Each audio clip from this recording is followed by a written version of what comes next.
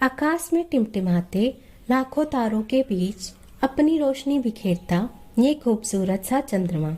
ये जितना खूबसूरत है उतना ही रहस्यमय और रोचक इसका इतिहास। हमारे चंद्रमा का हमारे जीवन में एक खास स्थान है, फिर चाहे वो विज्ञान के क्षेत्र में हो या कवि की कविताओं में।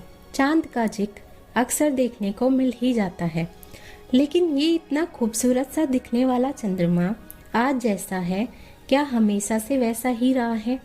हमने अपने ब्रह्मांड और पृथ्वी के बनने की तो खूब कहानियां सुनी हैं, लेकिन क्या हमने कभी ये जानने की कोशिश की है कि ये चांद जो हर रोज हम आसमान में देखते हैं आया कहाँ से? दोस्तों, आज के इस एपिसोड में हम जानेंगे चांद के निर्माण से लेकर पृथ्वी का उपग्रह बनने तक का सफर। तो क्या आप एक्साइटेड हैं? होंगे ही, क्योंकि हमारा आज का सफर मजेदार जो होने वाला है। तो चलिए, इंतजार किस बात का, आज का ये सफर शुरू करते हैं। प्राचीन काल से ही चांद के बनने का इतिहास कई कहानियों के माध्यम से समझाया जाता है, जिसमें से कुछ आध्यात्मिक है और कुछ वैज्ञानिक। कुछ ग्रीक फिलोसफर्स ये भी मानते थे कि चांद पुराने और मृतक हिंदुओं का घर है, जो चांद पर रहकर अपने पुनर्जन्म का इंतजार करते हैं। वहीं मैक्सिको में एग्जैक्ट सभ्यता के अनुसार चंद्रमा का निर्माण पृथ्वी देवी की बेटी की हत्या के बाद हुआ था। उसका सौतेला भाई उसकी मां को मारने की साजिश कर रहा था और उसने उसकी हत्या कर दी। कहते हैं उसकी हत्या करने के बाद उसके भाई ने उसके कटे हुए सर को हवा में फेंक दिया और उसी से चांद का जन्म हुआ। ऐसे ही अलग अलग सभ्यताओं में चंद्रमा के बनने की अलग अलग कहानियां प्रचलित हैं। कुछ कहानियां तो यहाँ तक कहती है कि हमारा चंद्रमा हरे रंग की पनीर से बना है ना रोचक। चलिए अब बात करते हैं विज्ञान की। वैज्ञानिक तौर पर भी चांद के निर्माण को कुछ सिद्धांतों यानी थ्योरीज के माध्यम से समझाया जाता है, जिसमें से पहली थ्योरी है कैप्चर थ्योरी। ये थ्योरी कहती है कि ब्रह्मांड के जन्म के साथ ही चंद्रमा का भी जन्म हुआ था, जैसी बाकी के ग्रह और उल्के पिंड बने थे। चंद्रमा अपने निर्माण के बाद अंतरिक्ष में बिना उद्देश्य के इधर उधर घूम रहा था।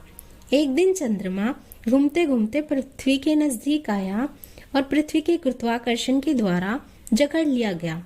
तभी से ये पृथ्वी के चक्कर लगा रहा है। ये बिल्कुल वैसा ही है जैसे पुलिस चोर को पकड़कर जेल में बंद कर दी। इसलिए इस थ्योरी को प्रिजनर थ्योरी भी कहा जाता है। शुरुआत में ये थ्योरी काफी प्रसिद्ध हुई, क्योंकि ये बाकी के ग्रह जैसे बृहस्पति के उपग्रह निर्माण को सफलतापूर्वक एक्सप्लेन करती है। लेकिन अगर हमारा चंद्रमा ऐसे बना है, तो चंद्रमा की सतह पर मिलने वाली मिट्टी और पृथ्वी की ऊपरी सतह पर पाए जाने वाली मिट्टी अलग अलग होनी चाहिए थी। अब जैसे जैसे विज्ञान ने तरक्की की और अपोलो 11 जैसे मिशन के द्वारा चांद की सतह पर जांच की गई, तो उसमें काफी समानताएं पाई गई, जबकि कैप्चर थ्योरी के अनुसार ऐसा नहीं होना चाहिए था। इसलिए ये थ्योरी चंद्रमा के निर्माण को समझाने में फेल हो गई। अब जब एक थ्योरी किसी कारण को समझने में असफल हो जाती है, तो विज्ञान उस कारण को समझने में एक बेहतर सिद्धांत का सहारा लेता है। उसी तरह चंद्रमा निर्माण को समझाने में भी दूसरे सिद्धांत का सहारा लिया गया, और ये बेहतर सिद्धांत था फिजन थ्योरी। दोस्तों, फिजन का अर्थ होता है टूटना। हमारे वैज्ञानिक पहले ये मानते थे कि जब पृथ्वी बनी ही थी, तब ये अपनी धुरी पर बहुत तेज घूमती थी। पृथ्वी की इसी तेज रफ्तार के कारण धरती का एक बड़ा हिस्सा टूटकर अलग हो गया। पृथ्वी के गुरुत्वाकर्षण के कारण वो पृथ्वी के चक्कर लगाने लगा। ऐसे हमारा चांद बना।